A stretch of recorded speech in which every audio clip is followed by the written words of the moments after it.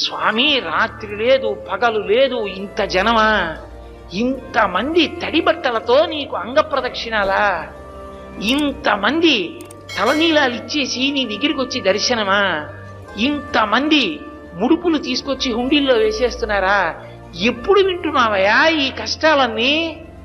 కళ్ళందుకే ఇలా నామాలు పెట్టేసుకుని నిద్రాముద్రాం నిఖిల జగతి రక్షణే జాగరూకం అని దక్షిణాయనంలో పడుకున్నవాడు ఆంతరంగంలోకి చూసినట్టు వచ్చే వాళ్ళ మనస్సులు చూస్తాడు.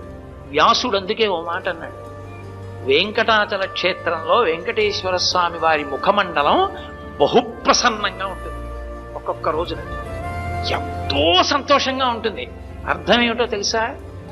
కొండ మీదకి ఎవరో ధార్మికులు వచ్చారని గుర్తు.